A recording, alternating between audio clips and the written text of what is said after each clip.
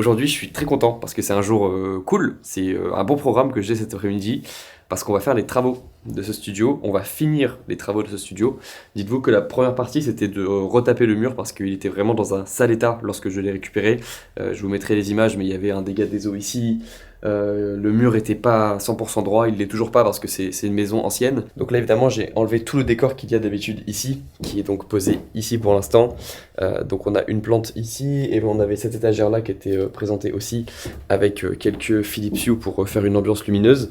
Mais donc là ce qu'on va faire c'est du coup j'ai enlevé tout et on va poser des panneaux acoustiques ici. Normalement ça va prendre 2 jours, donc ce sera pas terminé aujourd'hui.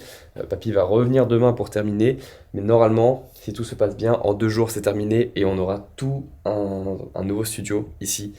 Et j'ai hâte de voir ce que ça va donner. Donc Papy va arriver dans quelques minutes.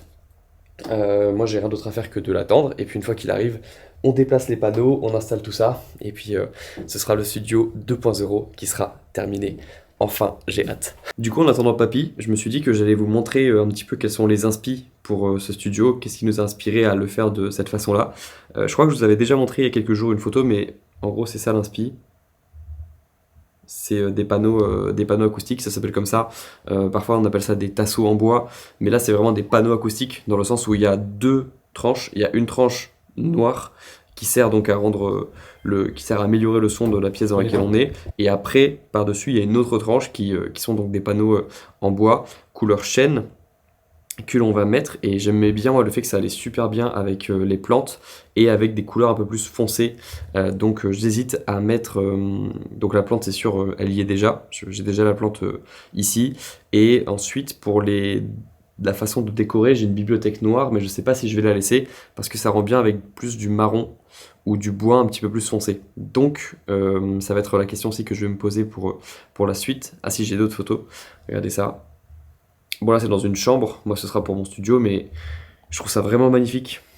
Les panneaux en bois comme ça. Ça se voit beaucoup je trouve dans les décorations des endroits un peu professionnels comme des cabinets d'avocats, des agences ou je sais pas, des endroits un petit peu pro on va dire, mais je l'ai rarement vu chez des youtubeurs en France, donc pour moi c'est cool, ça va être un studio assez original en même temps, et ça ira bien avec la couleur qu'on a mise ici, le blanc, et puis ça ira très bien aussi avec des panneaux LED, ça c'est vraiment mon petit kiff d'enfant. Je dirais que j'ai toujours ma part... Ah, il n'y a pas piqué là. Let's go. Je vous expliquerai après ce que je veux faire avec ce studio, mais là on va commencer les travaux. Vamos. Ok, c'est bon, on a ramené les tasseaux en bois, ils sont arrivés ici. On a tout le décor qui est disponible pour faire des travaux. Vous savez que quand vous voyez des choses comme ça, c'est lourd, hein? C'est que ça sent les travaux là. Me demandez pas à quoi ça sert, mais je le ramène. Après, c'est entre les mains de Papy. Je vais poser la caméra pour pas déranger Papy lorsqu'il est là. Et puis on va poser les tasseaux en bois. Let's go.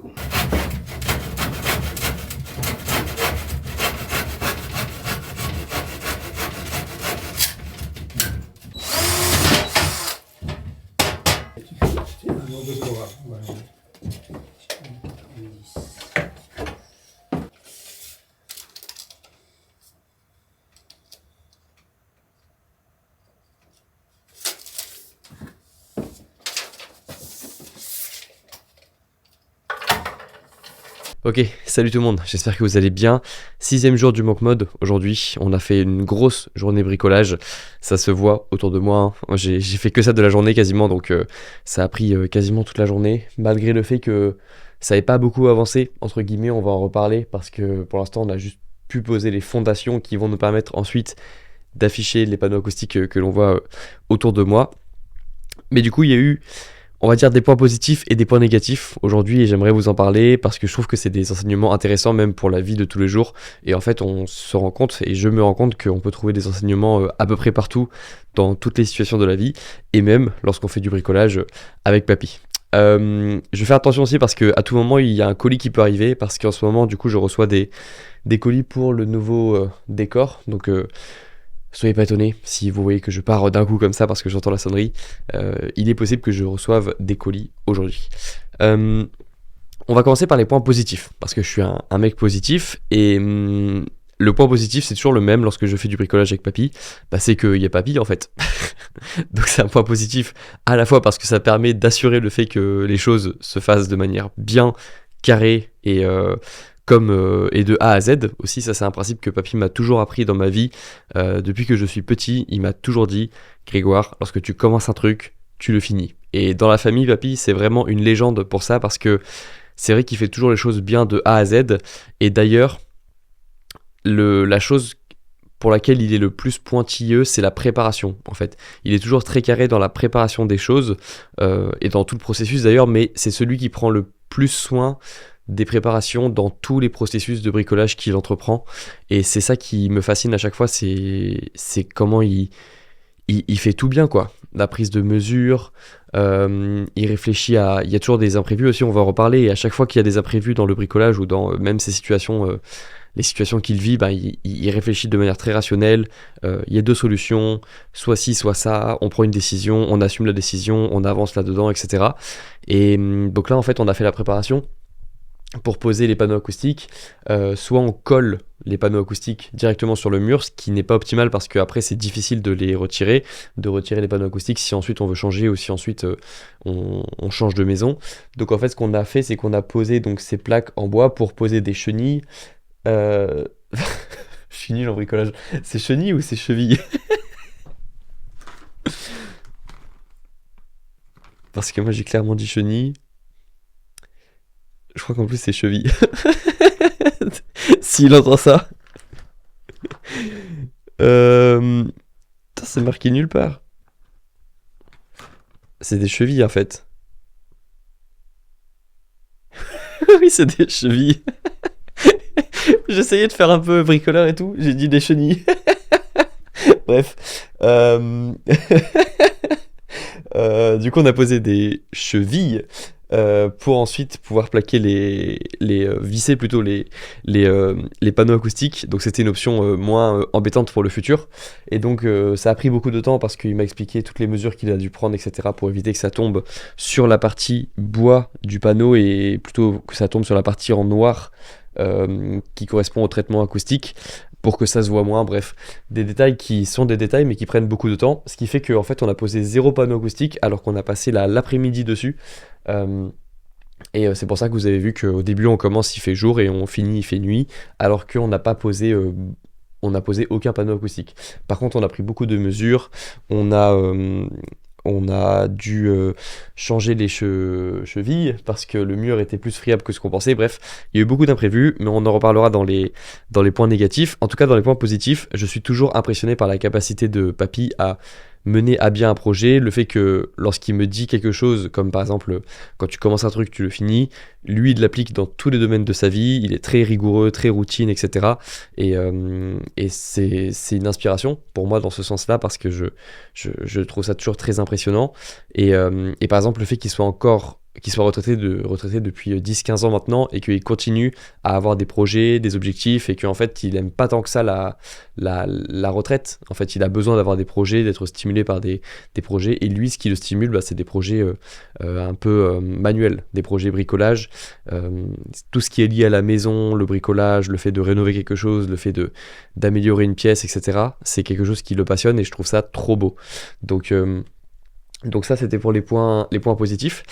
Niveau point négatif, bah en fait c'est qu'il y a eu plein d'imprévus et que ça c'est vraiment un principe de base, hein, même dans le développement personnel, c'est que les idées ne valent pas grand chose à partir du moment où elles ne sont pas confrontées avec la réalité. Parce que tu peux avoir ton plan, tu peux avoir ton objectif, la réalité va te broyer ton objectif, va te broyer l'idée que tu avais de quelque chose, et c'est pour ça que je vous répète souvent de ne pas rester dans votre tête, parce que votre tête n'imagine pas tout ce qui peut se passer dans la réalité, et même avec une bonne imagination, vous n'arriverez jamais à anticiper 100% du réel, et c'est ce qui s'est passé encore aujourd'hui, parce que c'est des trucs tout bêtes, hein, mais en fait la pièce ici n'est pas du tout symétrique, donc en fait lorsqu'on a commencé à quasiment poser les panneaux acoustiques, on s'est rendu compte qu'il y avait un petit décalage ici, que en fait le mur il était pas droit, du coup les panneaux acoustiques, bah, pour que ce soit beau, il faut que ce soit droit, sauf qu'en fait du coup il va rester une petite partie du mur qui sera pas, où il y aura pas de panneaux acoustiques parce que on pensait que le mur était droit alors qu'il l'était pas, mais les panneaux on doit les poser droit. Bref, il y a plein de trucs qui se sont passés, le mur friable aussi, je vous en ai parlé au moment où on a posé les chevilles, et Toutes ces choses-là font que y a toujours des imprévus. Je trouve que ça se voit beaucoup dans le bricolage, mais ça se voit encore plus, je dirais, dans l'entrepreneuriat et le fait de lancer des projets. Moi, je l'ai vécu beaucoup dans ma vie. Je vous en ai parlé lorsque j'ai commencé à créer des vidéos, mes voisins qui faisaient des travaux. C'était quoi l'exemple récent aussi? Lorsque je vous ai parlé... je sais pas, enfin, j'ai 10 000 exemples de lorsque j'ai commencé à lancer un projet et que j'avais l'impression que le monde entier voulait pas que j'avance dans ce projet. C'est juste que c'était un mélange de, quand tu fais quelque chose, tu remarques plus les obstacles que lorsque tu fais rien et que tu es passif. Et puis c'est aussi que fondamentalement et de manière très objective, tu vas constater que lorsque tu vas vouloir faire quelque chose, tu vas tout de suite avoir beaucoup d'obstacles. Parce qu'en fait, c'est jamais facile d'aller vers le haut, alors que quand tu veux te tirer vers le bas, t'as plus aucune résistance. C'est très simple de te tirer vers le bas, t'as juste à moins dormir, manger moins bien. Tout ça, c'est des choses qui sont faciles à faire. C'est facile de rester sur le téléphone, c'est facile de manger, c'est une option de facilité de commander à emporter, etc. Ou de manger fast-food, ou de pas faire attention à son alimentation, ou de pas se renseigner sur la nutrition, l'importance de la nutrition. C'est facile de casser un cycle de sommeil en regardant son téléphone trop longtemps, etc. C'est toujours facile de se tirer vers le bas, mais dès que tu veux te tirer vers le haut, il y a toujours plein de résistances, et plein de résistances que tu n'as pas anticipées. Et c'est ce qui s'est passé aujourd'hui encore. C'est pour ça que moi je pensais que ça allait être plié en 2 jours, mais finalement je pense qu'on est parti pour 3 jours minimum, peut-être 4, on verra ce que dira papy, mais on est parti pour plus de temps que prévu, et en même temps je m'y attendais un petit peu parce que justement j'ai compris que ça se passe jamais comme prévu, et j'avais fait une vidéo d'ailleurs sur cette chaîne l'an dernier qui s'appelait Rien ne se passe jamais comme prévu, qui reprenait un petit peu cette idée. Je vous invite à la voir parce que c'était un petit peu cette idée que rien ne se passe jamais comme vous l'avez imaginé, et qu'il y a toujours, c'est ce que j'appelle vraiment le moment où la réalité broie ton plan en fait, et c'est pour ça qu'il faut pas avoir tant de plans que ça, il faut vite confronter son plan à la réalité, parce que ensuite ça nous permettra de rentrer dans le réel et de vraiment se confronter à autre chose que notre imagination et l'image que l'on avait d'un projet ou d'un objectif qu'on s'était fixé. Et plus le plan est imaginaire, plus le plan est basé sur le long terme et sur ton imagination, plus il va se faire broyer par la réalité. Et c'est pour ça qu'il faut vraiment le confronter vite au réel. Et par exemple, un état d'esprit que j'ai adopté par exemple depuis que je suis en équipe et que je travaille plus seul, c'est que en fait, quand tu travailles à plusieurs, par exemple lorsque je tourne des vidéos à plusieurs et qu'il y a un cadreur et que ensuite donc du coup le monteur c'est moi, mais qu'on travaille sur un projet en équipe avec Quentin, mon cadreur, que vous voyez par exemple sur mes réels Instagram, en fait je me suis rendu compte qu'il y avait les erreurs que moi je pouvais faire et les erreurs que lui pouvait faire. Parce qu'avant, les erreurs elles étaient 100% de ma responsabilité. C'est-à-dire que quand tu fais tout seul, tout dépend de toi. Donc si tu fais une erreur, tu peux t'en prendre qu'à toi-même et en même temps tu sais d'où vient l'erreur. Alors que quand tu commences à travailler avec d'autres personnes, parfois il y a le cadreur qui peut faire une erreur aussi par exemple. Et au début, je me rappelle que je l'avais un peu mal pris lorsque Quentin, mon cadreur, pouvait faire des erreurs dans sa vie, dans la vie pro, dans le sens un focus qui se fait pas sur une vidéo, ou je sais pas, des petites erreurs qui peuvent arriver lorsqu'on tourne des vidéos. Et en fait, l'état d'esprit qu'on a maintenant et qu'on a changé, et ça c'est très bien et c'est un conseil que je vous recommande d'appliquer, c'est qu'en fait, au lieu de se dire j'espère qu'on va pas faire d'erreur, ou j'attends de lui qu'il ne fasse pas d'erreur, ou j'attends de moi que je ne fasse pas d'erreur, l'état d'esprit qu'on a maintenant dans mon équipe, c'est on essaye de faire de plus en plus vite des erreurs pour faire ces erreurs de débutant que tout le monde va faire, même si on ne se considère pas comme un débutant et même si on a un petit peu d'expérience dans un domaine. On essaye de faire le plus vite possible des actions qui vont nous emmener le plus vite possible vers les erreurs de débutant pour qu'ensuite on apprenne. Parce que c'est que comme ça qu'on va réussir après à faire des erreurs de confirmés et des erreurs de professionnels après, c'est-à-dire de moins en moins d'erreurs en fait. Je pense qu'on a tous une grosse marge de progression dans un domaine, et au début tu fais des erreurs de débutant. Ensuite, tu essayes de faire des erreurs de confirmer, c'est-à-dire des erreurs plus subtiles, des erreurs qui ont moins de conséquences aussi parfois. Et après, je dirais qu'il y a les erreurs de professionnels qui sont vraiment des micro-détails qui peuvent te coûter la victoire à un match important, qui peuvent te coûter quelque chose dans un milieu très concurrentiel où chaque erreur se paye directement. Mais ça, c'est des erreurs qui sont beaucoup plus beaucoup plus rares en fait, parce que lorsque tu es arrivé à un stade où tu es expert, donc par exemple que tu as travaillé plus de 1000 heures dans un domaine, plus de 5000 heures dans un domaine, tu fais beaucoup moins les erreurs de débutant. Ça c'est terminé pour toi normalement si tu es arrivé à ce niveau-là, mais chaque erreur se paye directement. Mais en fait, on peut pas accéder au stade où on fait des erreurs d'expert tant qu'on n'est pas passé par les erreurs classiques du débutant et ensuite les erreurs classiques d'intermédiaire. Et donc nous maintenant, notre état d'esprit, et c'est le cas dans mon entreprise, ce n'est plus de ne pas faire d'erreurs et de réprimander les erreurs de débutants, c'est limite pas de les valoriser mais de les accepter et d'être content d'être passé par là, par ces erreurs de débutants, parce que ensuite c'est le stade, on est obligé de passer par ce stade pour faire ensuite des erreurs d'intermédiaire, et on espère dans quelques années ne plus faire d'erreurs du tout de débutants ou d'erreurs de confirmés, mais de faire seulement des petites erreurs d'experts, donc des erreurs que tout le monde ne remarque pas mais qui peuvent se coûter ensuite, qui peuvent se payer dans la vie professionnelle lorsqu'on sera dans un milieu très concurrentiel et qu'on fera partie du top 1% des chaînes YouTube, etc.